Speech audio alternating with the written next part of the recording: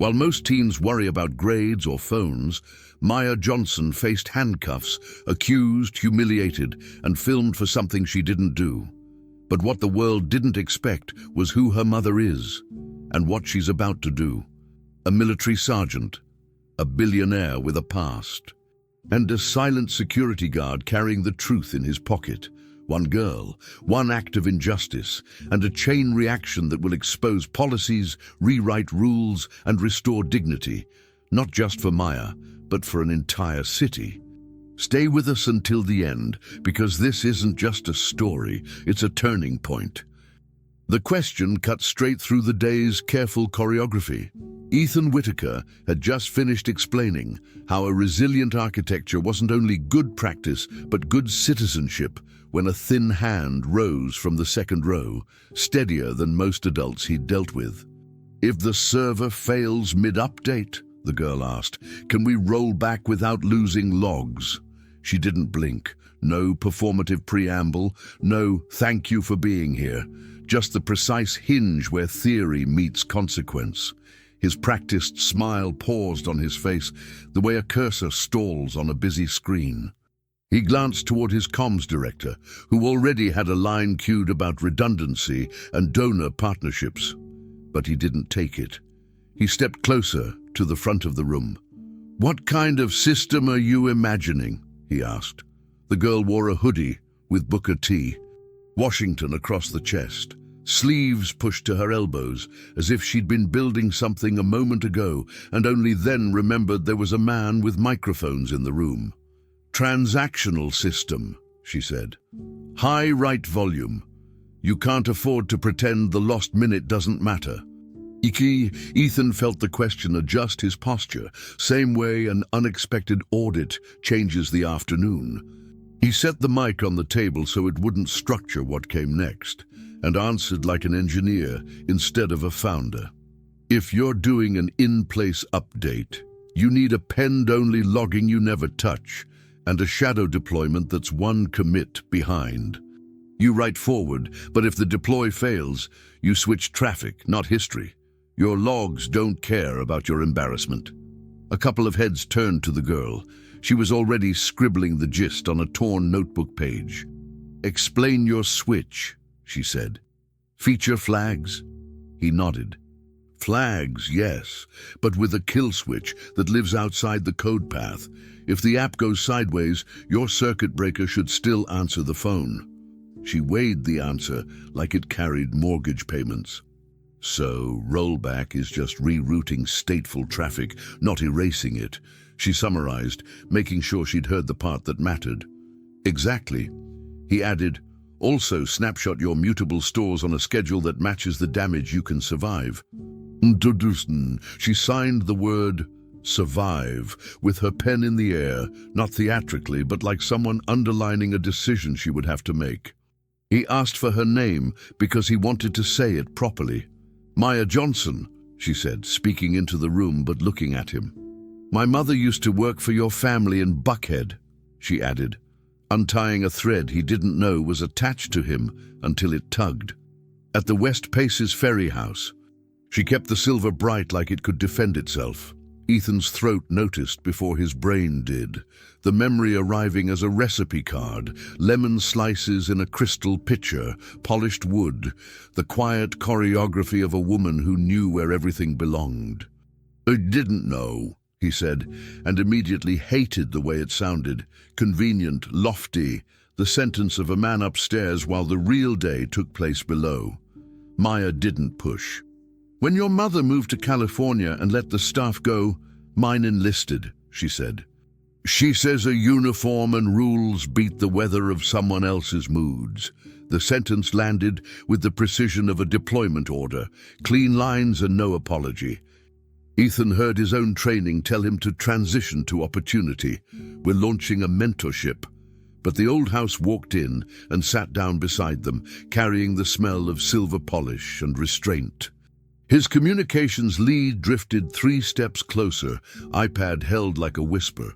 "If you angle left, we can get the foundation banner behind you for her follow-up," she murmured, already seeing the caption and the metrics. Ethan waved her away lightly without breaking eye contact with Maya. "You like robotics?" he asked. "I like not guessing," she said. "Robotics is fewer guesses." He nodded, running a hand over the corner of his notepad to buy a second from himself. The PR staffer tried again, softer.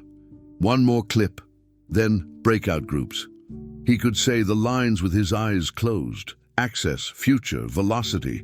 But he found himself asking a different thing. What would you need to build the system you're thinking about? She studied the floor for half a heartbeat, then met him directly. "A place to test without breaking anything that matters," she said, "and someone who won't flinch when I don't get it right the first time." He heard the sentence echo in rooms that had been too clean to practice in. "Those sound like rules," he said. "Good ones." She shrugged, almost a smile. "My mother likes rules. They're predictable when people aren't." He pulled the pen from the spiral and wrote her name. Slowly, carefully, letters spaced as if each carried weight beyond its width. Maya Johnson. He boxed it once, then underlined it the way he underlined things that became decisions. "Can I get you a contact at the foundation?" he asked. "You can write it, but I'll probably email first," she said, fishing a folded paper from the pocket of her hoodie and sliding it to him.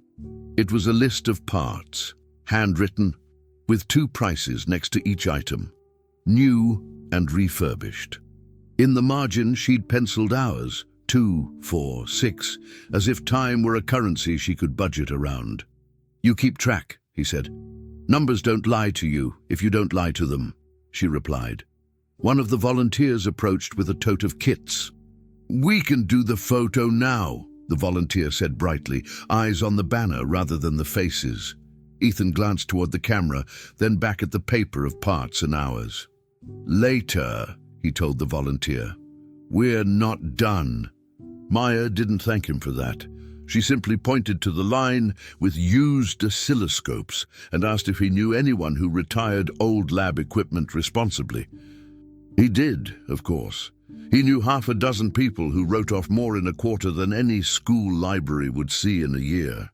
He started to speak, then found the sentence backing up behind a different confession he would not make in a public room, that in his mother's house he had learned efficiency before fairness, and that some efficiencies turned out to be hiding places for guilt. So he took the workable route. "Yes," he said, "write me tonight. Put oscilloscopes in the subject line so I don't miss it." "You won't," she said, not challengingly, just as a condition. "I won't," he repeated, and meant it in a way that surprised him. The comms lead, sensing the end of useful tape, slipped back toward the cluster of interns arranging wire spools by color. "We can set up breakout tables on observability." One of them offered to nobody in particular. Ethan clicked his pen shut and left it on the table, as if the table could hold him to whatever he'd just implied. The room returned to its tentative order. A teacher asked about grants. A parent wanted a selfie. Someone handed him a Sharpie.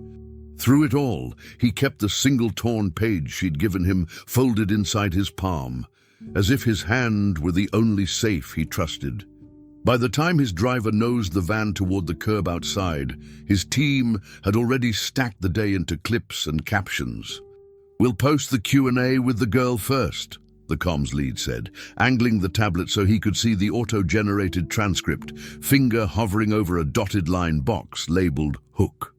"We can tie it to the Foundation's new equity initiative." Another voice chimed in from the far seat. "If you record a 30-second, real problems, real solutions, we can pair it with stills from the robotics tables." Ethan nodded the way a person nods when the next step is obvious and uninteresting. He slid into the back seat, still holding his notepad, still seeing the letters he'd written like a line item on a ledger he hadn't balanced in years. Maya Johnson. The door thumped shut. A volunteer jogged after the van with an extra tote, but someone waved her off. They had enough footage. He tucked the folded parts list into the inside pocket of his jacket, the way some men tuck letters they won't admit receiving. The team kept talking in neatly stacked timelines. Post, video, headline. while he sat with the small fact that wouldn't let him go. He had written a name as if underlining a debt, and the act had felt less like branding and more like an oath. He left the curb with a name in his pocket and the unwelcome certainty that somewhere in his head a door had opened he did not know how to close.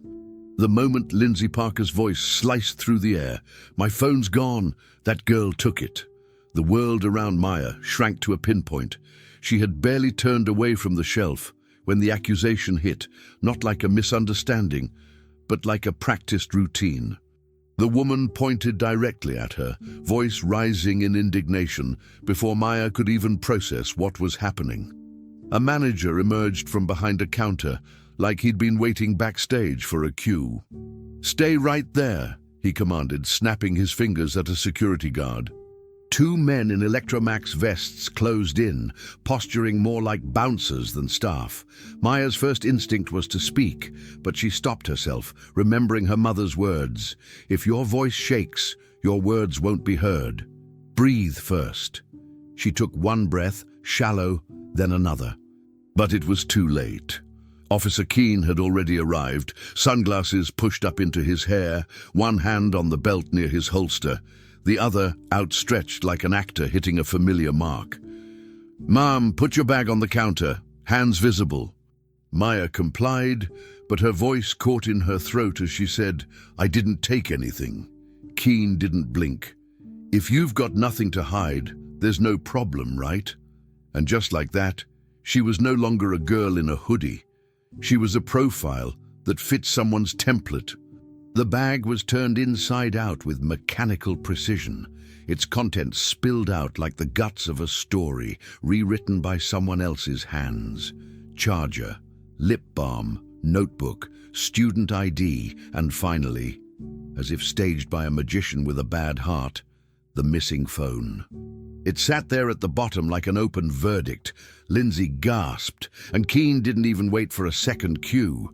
His cuffs clicked as he pulled them from his belt, and the cold metal bit into Maya's wrists before she had time to think, let alone protest. "Turn around," he ordered. "You're being detained for theft under probable cause." Brad, the younger of the two security guards, shifted his weight from one foot to the other, eyes flickering toward the monitors, but never quite settling. He had seen the whole thing start to finish, and something in his posture sagged with that knowledge, but he said nothing. The manager nodded to no one in particular. "Textbook," he muttered. "Fast response." Around them, customers began filming. No one stepped forward. A woman whispered, "Is that necessary?" but didn't raise her voice. Keene tugged the cuffs tighter until Maya's hands stung and her shoulders pinched. "Stop resisting," he said. She hadn't moved. Outside, the city didn't stop. No special storm clouds gathered, no alarm sounded, just another black girl in handcuffs outside a big box electronics store. In the back of the squad car, Maya sat on the hard plastic seat, the cuffs behind her back digging into the bones of her wrists. Her breathing turned into math. 4 seconds in, hold for 4, 4 seconds out. It was a rhythm her mother had drilled into her since middle school. Not for panic attacks, but for moments just like this. Moments when staying calm was the only protest you could afford. She looked out the window at people walking by, phones in hand, eyes avoiding hers. She wondered if anyone would post the video, if anyone had caught the moment Lindsay's hand brushed her backpack in that split second before the accusation. Her chest was tight, but her face remained still. A single tear welled in the corner of her right eye, but she blinked it back. "I need to call my mother," she said calmly. "You'll get your call," the officer said. Not unkindly, just distracted, already filling in a report before the story had been written. At the precinct in Zone 5, she sat in a chair meant for much older people. The desk sergeant barely looked at her. "Juvenile holding is full. She waits here." A clock ticked loudly above the copier, and Maya could feel the seconds like footsteps approaching. She remembered the number by heart, her mother's direct line, and asked again for her call. When the phone was finally placed in her hand, the dial tone felt like the first sound she'd heard in hours. "Mama," she said as soon as the voice picked up. No explanation, no preamble. Alicia Johnson didn't ask what happened. She just said, "Stay where they can see you. Say nothing else. I'm coming." Then the line clicked off. Somewhere in the back of Maya's mind, she imagined her mother taking off the base jacket, grabbing her notebook, and walking out into the night like she was heading into a mission. That thought, not the law, not the video, not the truth, was what steadied her. Across town, Ethan Whitaker was just finishing a call with the Foundation's social media director when a ping landed on his screen. Subject: Incident at Electromax, West Midtown. The internal alert linked to a brief: minor detained, store followed loss prevention protocol. Allegation of racial bias circulating. His eyes skimmed past the body of the text until they hit a name in the incident log: Maya Johnson. He stopped. The memory of her voice, her question, the look on her face when she talked about rules and predictability, it all rushed back, not as nostalgia, but as unfinished business. He reached for the pad where he'd jotted her name 2 days earlier, still on the edge of his desk. There it was, clean and deliberate. Maya Johnson, no scribbles, no strike-through. He traced the letters once with the tip of his finger, then read the message again. Loss Prevention Protocol. The phrase felt hollow, a wallpaper pasted over something cracked underneath. He stood, walked to the window, then back again, unsettled in a way he couldn't quite name. It wasn't guilt, not yet. It was recognition, something that didn't feel done. Back at the precinct, Maya sat upright, arms stiff behind her, mind turning over what had happened and what it meant. She wasn't crying. She didn't feel small, not exactly. She felt paused, like someone had pressed her life into a holding pattern. But she knew better than to stay still for too long. Her mother had taught her that stillness is only safe when you choose it, so she breathed, in through the nose. 4. Hold. 4. Out. 4. She counted her breath like it was a tether to something bigger than the room. Across from her, a different officer watched but didn't speak. Maybe he saw her as a girl, or maybe he saw her as a number.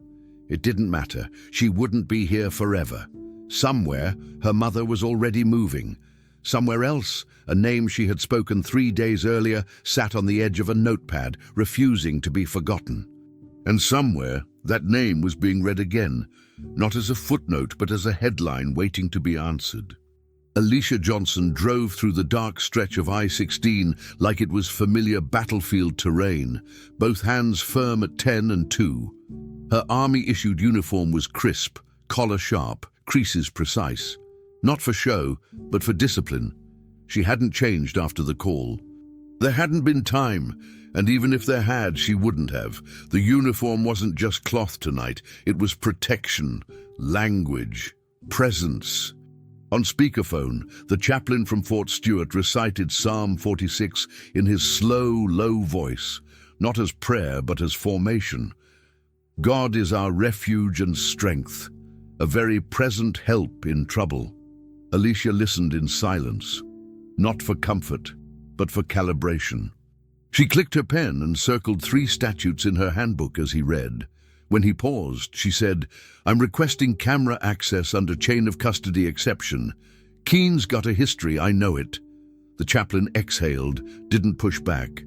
"You'll keep it clean. I know that too." Her hardbound notebook rested open in the passenger seat, filled with timestamps, contacts, and procedures marked in red. She reviewed them aloud, one by one, like rehearsing lines before a deposition. Preservation of evidence, preliminary injunction, chain of custody, Rule 26B-1. Her voice was level, but her breath moved tighter in her chest. Not panic, focus. She arrived at the district attorney's office just after 1 a.m. The security guard at the front desk rose halfway when he saw the uniform. "Ma'am, can I—" She held up her ID, flipped to the right page in the binder she carried, and asked for ADA Camille Dawson by name. Tell her it's SSG Alicia Johnson, Military Family Legal Defense. It's about the West Midtown detainment. The guard stammered something about Dawson being home for the night, but Alicia was already unfastening the latch on her badge and resting it gently on the counter. "Wake her," she said. "It's time." 15 minutes later, Alicia stood in a glass-walled conference room that felt more like a strategy cell than a legal office. Camille Dawson entered barefoot, hair up in a rushed knot, holding a legal pad and wearing an oversized Howard University hoodie. "You've got 15 minutes, she said. Alicia nodded. "I only need 5. She laid out the preliminary report, the printed screenshots from social media, and the time-stamped code from Electromax's internal system, leaked just an hour earlier, that showed the profile risk designation being toggled automatically for black female customers aged 12 to 25. Dawson sat down hard. "I want full camera access," Alicia said, flipping to her outline. "Not just front of house, but loss prevention feeds, security corridor, and back-office deletion logs." Dawson raised an eyebrow. "You think they tried to wipe it?" Alicia didn't blink. "They always try to wipe it." Camille exhaled, rubbing her forehead. "You got subpoena authority?" Alicia shook her head. "What I've got is a child in custody, a city that knows it's being watched, and a mother who knows the federal chain of command. You want me to file with a JAG litigator and raise hell at a press conference? I can. But if you want to be on the right side of this before it hits the morning papers, we need the tapes tonight." There was no threat in her voice, only a plain summary of consequences. Camille sat back. "You have a copy of the incident report?" Alicia opened a folder, slid it across. "Page 3, look at Officer Keene's notation. No warning given, no de-escalation attempted, minor restrained immediately. That's a procedural foul." Camille read it twice. Then she reached for her phone and called the on-call judge. "Yeah, Judge Horwitz. Tell him we need a preservation order. Immediately." Inside the room, something shifted. It wasn't loud or dramatic, just the slow rotation of power from one axis to another. Alicia stayed standing. She didn't want to sit. Her daughter wasn't sitting in some clean intake room. Maya was probably cuffed to a bench or squeezed into a chair too big for her frame. And Alicia refused to feel comfort until that changed. As Dawson made the call, Alicia used the silence to review every line she'd drawn in her notebook. She double-checked the citations, wrote down names, time-stamped every action she took. When the call ended, Camille said, "He's authorizing the order. We'll deliver it to the precinct and Electromax's legal team before sunrise." Alicia gave a single nod. "I need the tapes secured in triplicate. Originals, mirrors, and hash-matched backups. You've got 2 hours." Camille looked like she might argue, but thought better of it. "Okay." Alicia finally sat, just for a moment, just to let the win register, not as relief, but as readiness for the next battle, because she knew this wasn't over.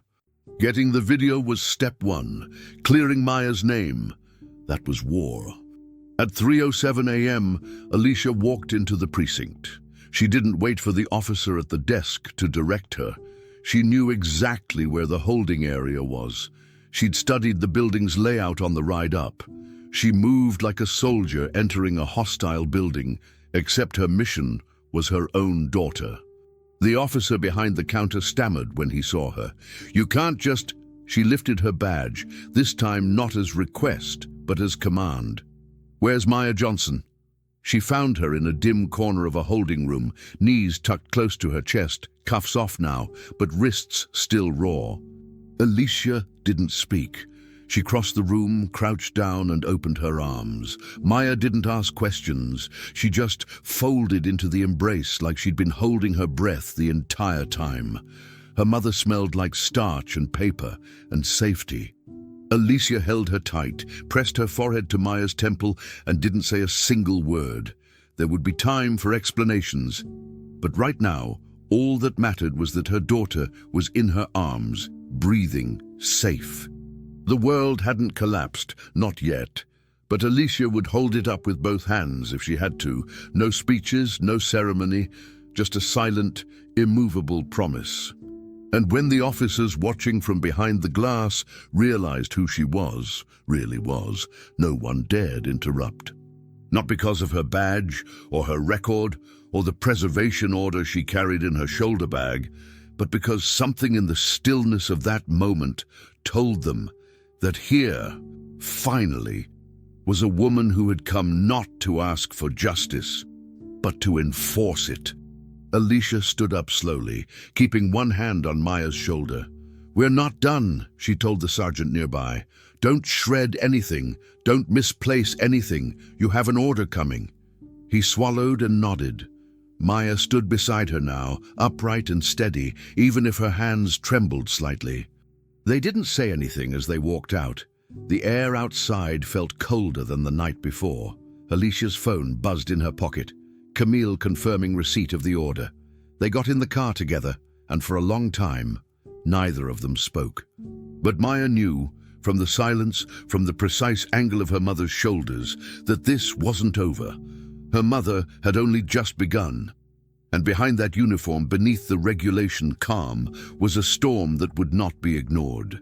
At exactly 7:40 a.m., a new email dropped into the inbox titled Media Novalink Foundation. The subject line read, "Internal Policy Risk Profile." At first glance, the message seemed almost sterile. No greeting, no explanation, just a single sentence. "You'll know what this means." Beneath it, a PDF attachment named Risk Matrix Internal Use.pdf. The file was small, but when the assistant opened it and skimmed the contents, her face lost all pretense of professional calm. It was a table, color-coded, dated 6 months back, with headers like demographic flagging guidelines and store-level risk tiers. There, in black and white, was a formula for selective targeting dressed up as operational efficiency.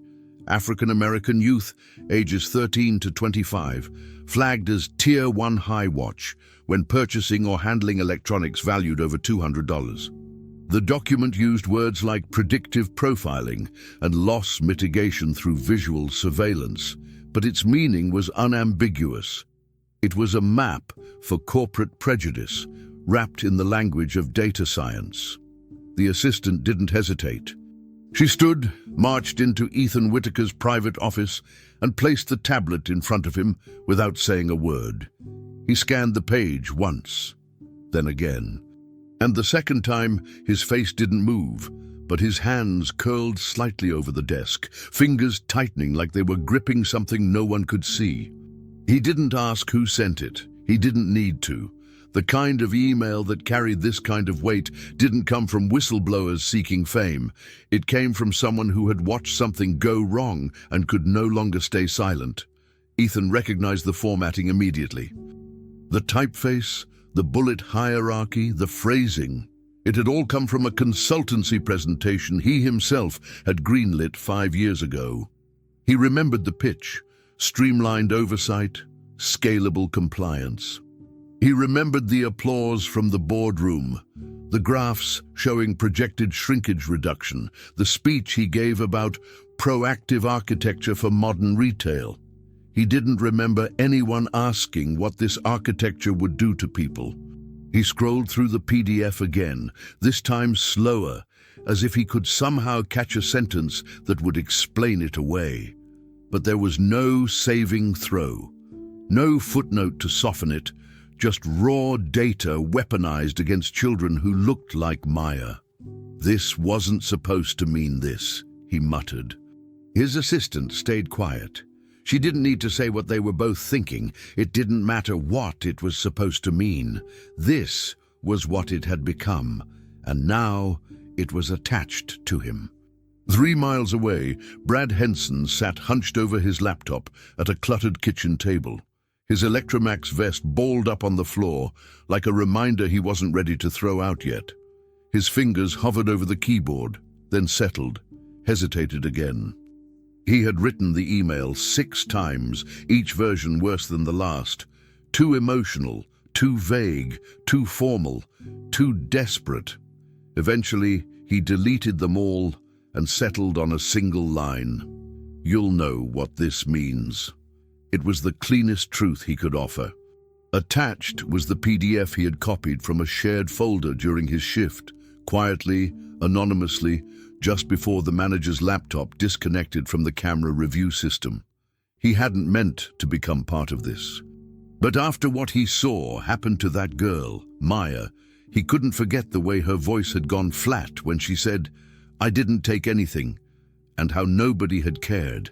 He remembered how his hand had hovered over the stop button on the surveillance console and how he had done nothing.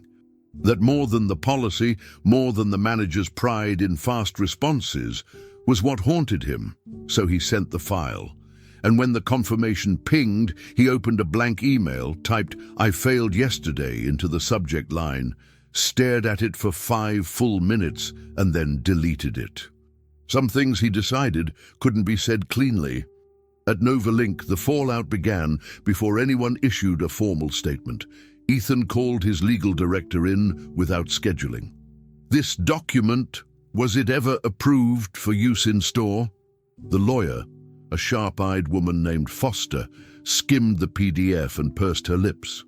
"It was part of a bundled compliance package from Molan and Firth. You signed the integration contract yourself." Ethan's stomach turned. "Integration for what?" She flipped to the second page. "Algorithmic risk modeling. They embedded it into security protocols for Electromax locations in high-theft zip codes."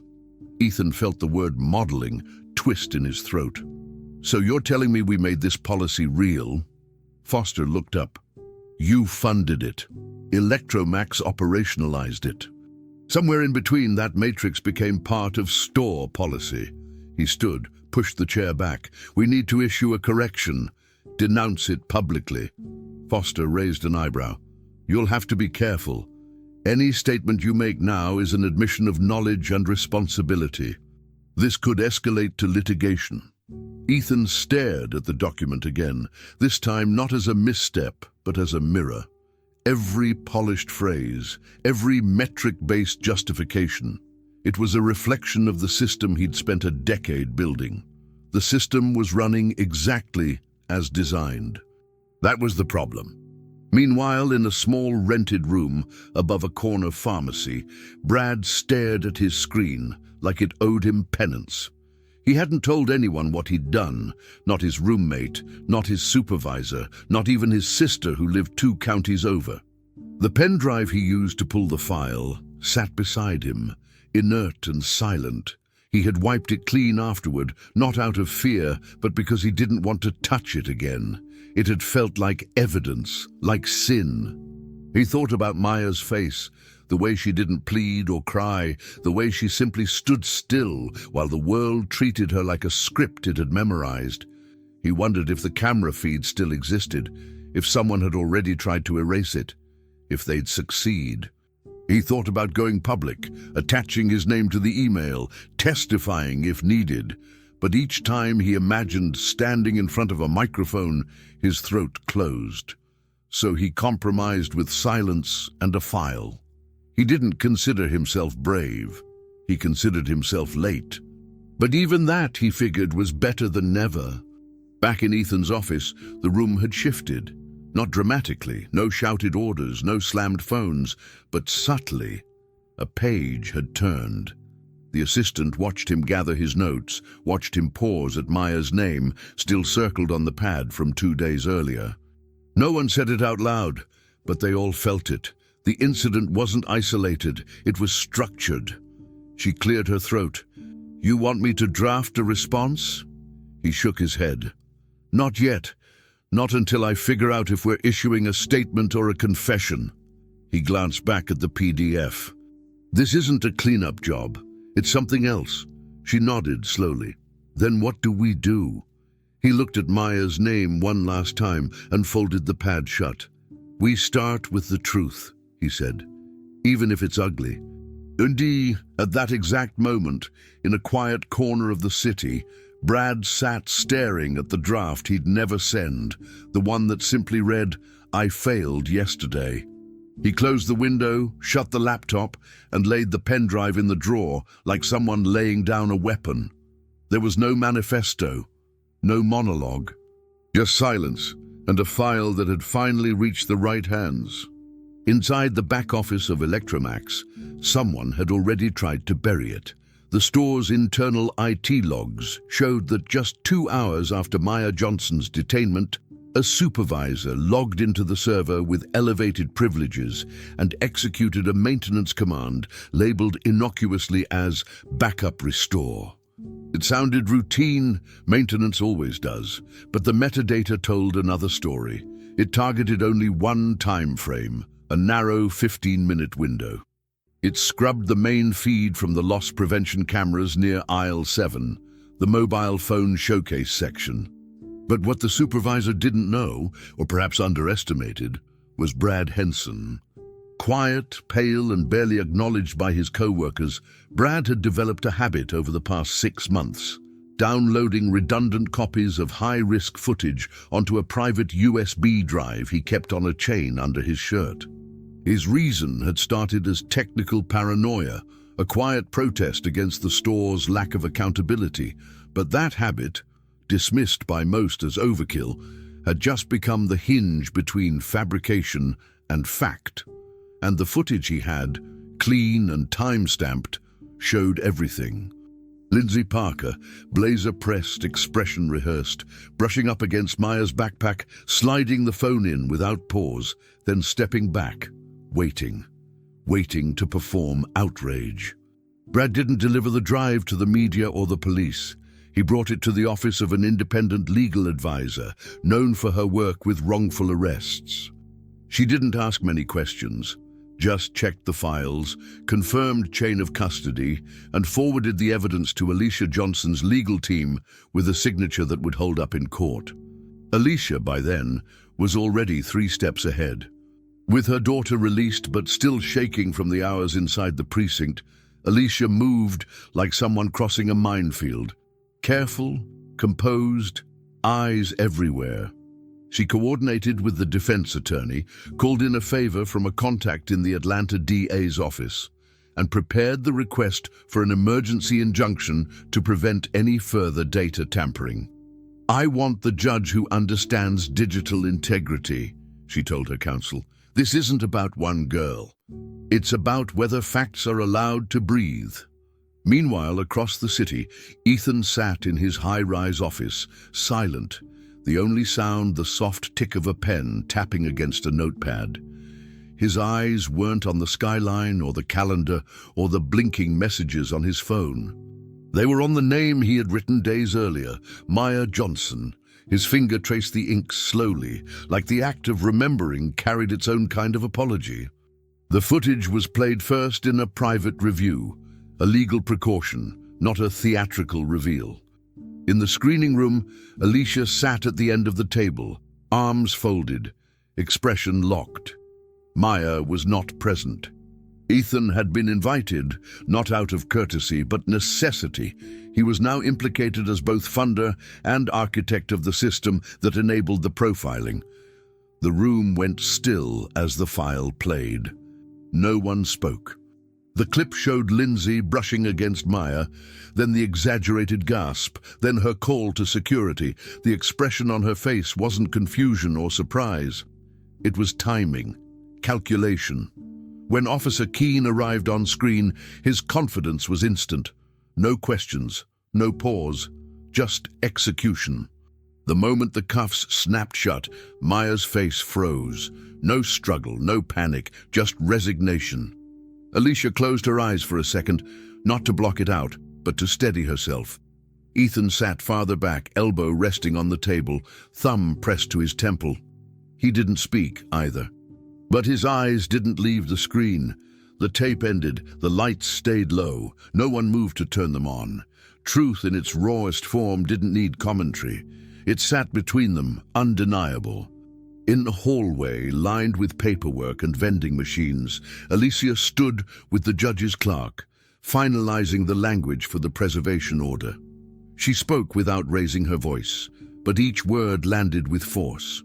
I want every security camera feed, every keystroke log, every deletion attempt mirrored and secured within 24 hours. Triple redundant, stored off-site. The clerk nodded, barely keeping pace.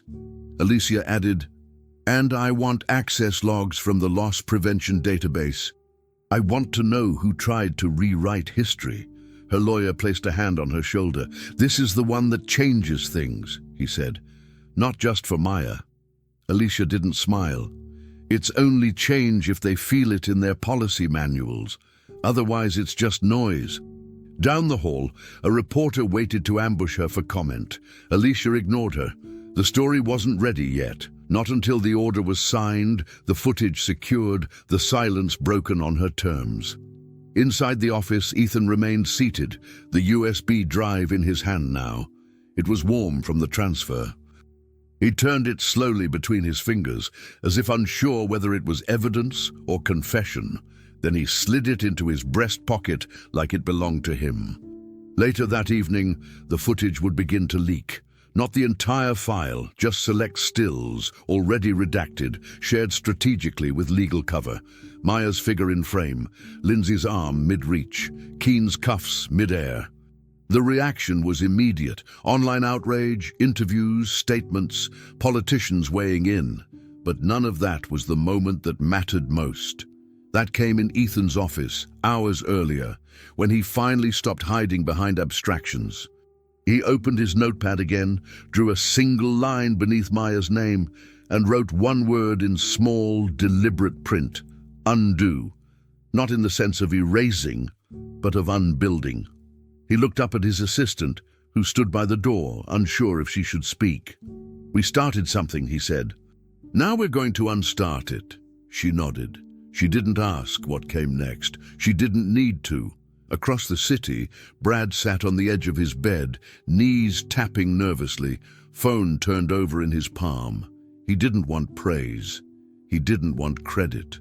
He just wanted to know it had landed somewhere that would do something, and it had. The next morning, at a sealed hearing, the court reviewed the footage in chambers. The judge issued the injunction, demanded full audits, and ordered the store's digital infrastructure to be placed under third-party supervision pending investigation. Alicia left the courthouse with Maya's hand clasped tightly in hers. There were still headlines to come, interviews she would decline, statements she would revise before signing. But the core of it had already happened. The lie had been caught on tape. And now there was no version of the story without that footage. Maya didn't speak much on the ride home. She stared out the window, then leaned slightly toward her mother and whispered, "He saw it." Alicia glanced down. "Yes, he did." Maya's voice was quiet but firm. "And now he can't unsee it." Alicia didn't answer. She just squeezed her daughter's hand once. The truth, when it finally appeared, hadn't screamed. But it had made itself impossible to ignore. The room was at capacity, and still, it felt like no one dared breathe. The public hearing had drawn not just legal minds, journalists and politicians. It had drawn teachers, students, veterans, families who had lived their own smaller versions of what happened to Maya. They weren't here for spectacle. They were here for reckoning. As the court technician loaded the surveillance footage, no one spoke. Lindsay Parker sat beside her attorney, fingers tightly laced together, eyes locked on her lap. Her face, once defiant and composed in the store footage, now seemed smaller, not out of guilt, but exposure. Officer Keen, in uniform, sat rigidly with arms crossed, staring hard at the floor, as if he could outstare what was about to play behind him. When the screen lit up and the video began, it wasn't sound that moved the room. It was clarity.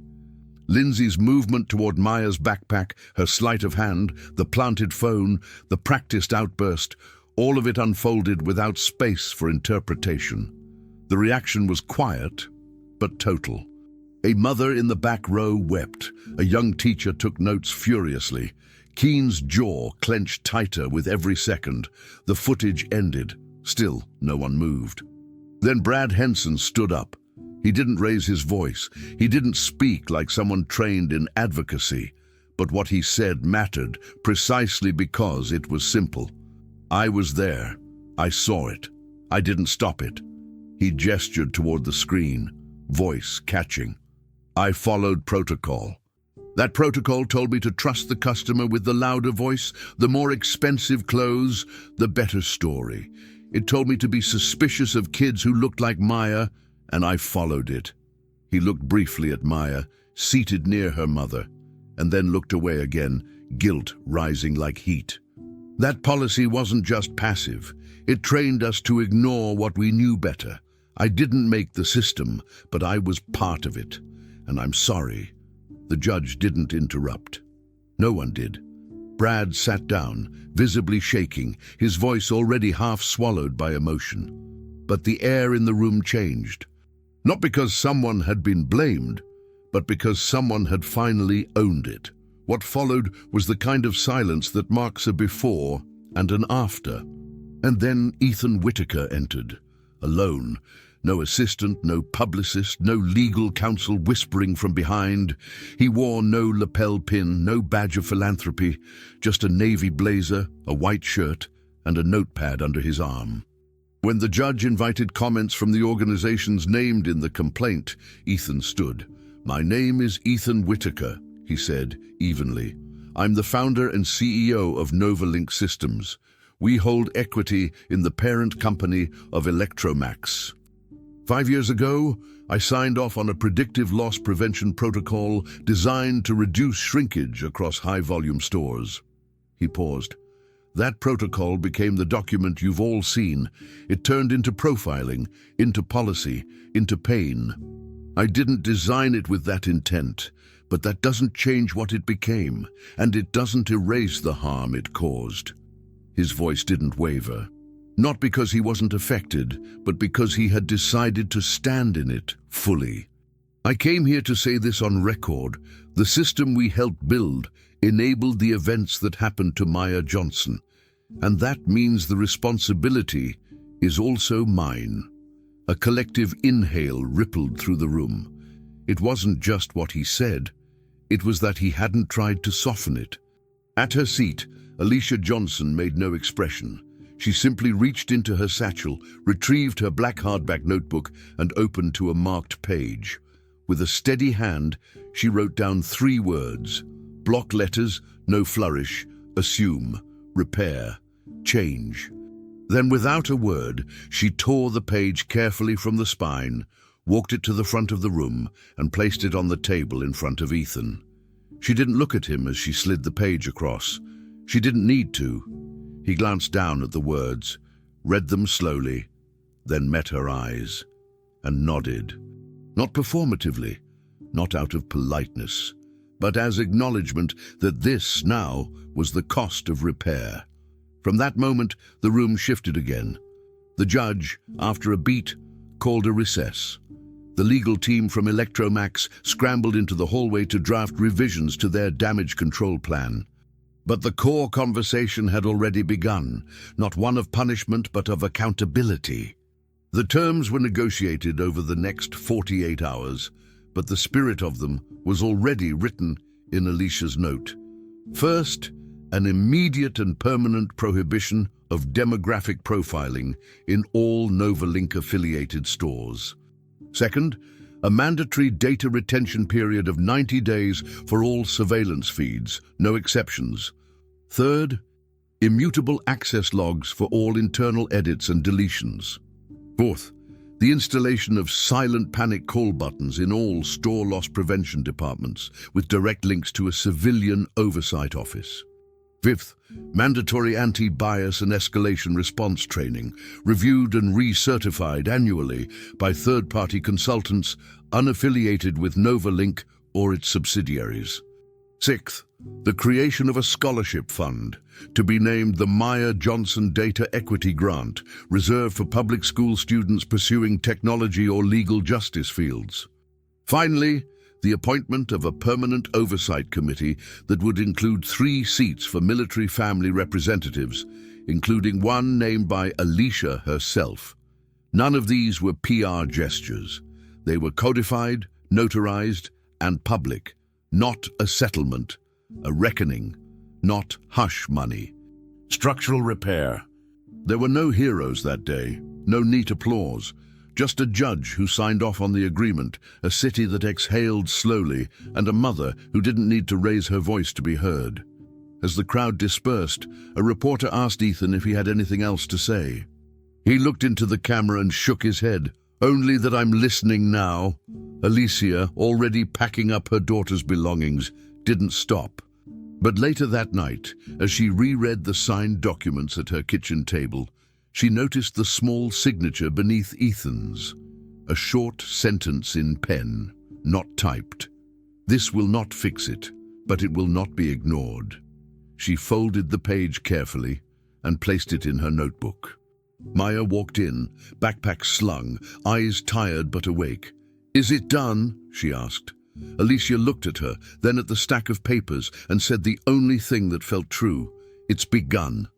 In the courtyard behind Booker T. Washington High School, the Robotics Club banner swayed loosely on its frame, one corner stapled back after tearing free in last week's rain. Maya knelt on the pavement near the practice grid, the black electrical tape forming sharp turns and T-intersections across the concrete. A course built not just for robots, but for discipline, control, and recovery. Her hands were steady as she adjusted the IR sensor on the front of the small, tracked robot. The fabric bracelet around her wrist hid the faded marks that hadn't entirely healed, reminders she no longer flinched from. They weren't decoration, they weren't shame. They were proof that something had happened, and that she was still here. Across the court, her mother stood near the fence, still in uniform, but with her shoulders relaxed for the first time in weeks. Alicia's presence wasn't commanding today, it was watchful, proud. She didn't speak. She didn't need to. Maya looked up once, caught her eye, then went back to calibrating the angle. Nothing between them required translation. They both knew this wasn't just robotics. This was movement that answered to no one else's grip. Brad arrived quietly, like someone unsure whether his presence was permission or intrusion. He held a cardboard box tight to his chest, filled with wire kits, motor controllers, and spare boards. Leftovers from his old department's inventory, signed off as donations. It wasn't a grand gesture, and he didn't treat it like one. When Maya noticed him, he lifted one hand halfway in a wave, but lowered it before it reached full height. She stood, wiped her palms on her jeans, and met him at the edge of the court. "Hey," he said, the words small but sincere. "I found some components I thought maybe your club could use." He opened the box slowly, letting her see each item instead of pushing it into her hands. Maya looked through the contents, eyes scanning, fingers moving methodically. "Some of this is old," she said, "but it's still good." Brad nodded. "So was I once." The comment hung there for a beat, not self-pitying but truthful. Maya didn't respond immediately. She just reached in, picked up a soldering wand and said, "This one'll help." That was all, and it was enough. Brad's breath caught, not in sadness but in relief. Ethan arrived a few minutes later, without warning and without an entourage. No cameraman, no interns shadowing him, no assistant whispering next steps. Just him, carrying a slim navy folder under one arm, like a man arriving not to dictate, but to deliver. He didn't approach immediately. Instead, he watched from a distance, standing at the edge of the court, as Maya tested the bot's turn radius. Alicia noticed him first. She didn't tense. She simply turned her gaze, assessed the moment, and then gave the smallest nod. An invitation. That was all he needed. Ethan stepped forward slowly, stopped beside Maya, and waited for her to finish her adjustment. When she finally looked up, he didn't fill the space with words. He handed her the folder. She opened it. Inside was a formal letter of award for the Lina De Frente Data Science Fellowship, signed by the Novalink Foundation, offering a fully funded summer mentorship, equipment grant, and a placement in their pre-college lab.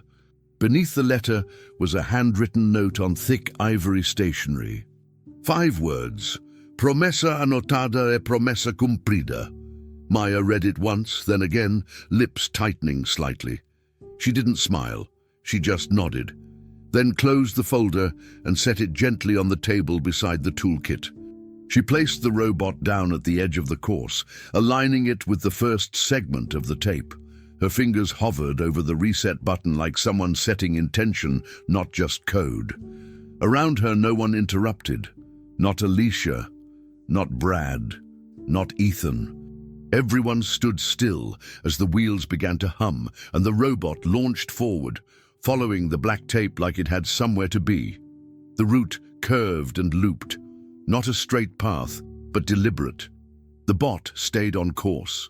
Midway through the second turn, Maya crouched and adjusted the speed dial slightly. It corrected without hesitation. Ethan watched, arms crossed. Alicia stepped up behind her daughter and laid a hand on her shoulder. Not tightly, gently. Maya didn't look up, but leaned into the contact, just enough to let it register. Brad, still holding the empty box now, shifted to one side and cleared his throat once, but said nothing more. For a moment, they all stood around that tiny machine, as if its motion marked the beginning of something none of them could name yet. But they all felt it. That sense of building not just circuits, but shape, direction, choice. Ethan took a small step back, not out of detachment, but out of respect.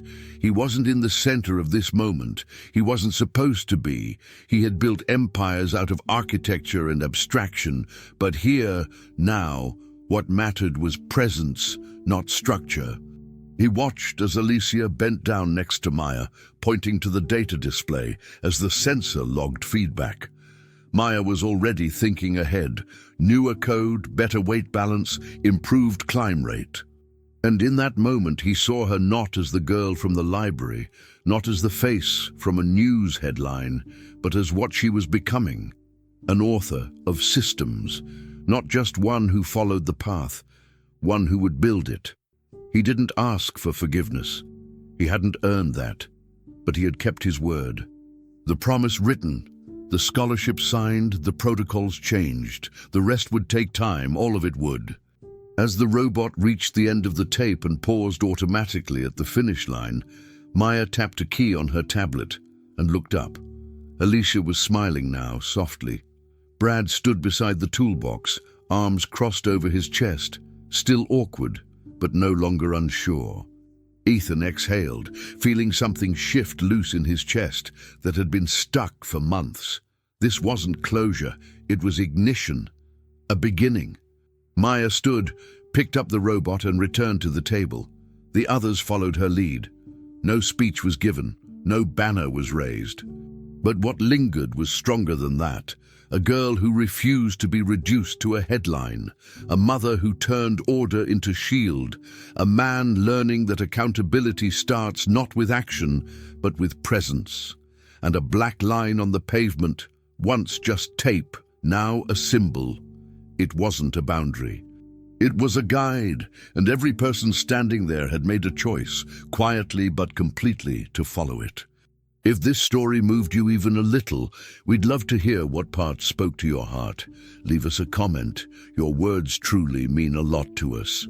Here at Frontline Stories, we create each video with great care, knowing that behind every view is a real person with their own story. Subscribing to our channel helps us keep bringing powerful narratives like this one to life. It takes us days, sometimes weeks, to shape stories that connect and inspire. Your support fuels every step. Don't forget to explore the other stories on our channel and share your thoughts. We're building this space together, one story at a time. Thank you for being part of it.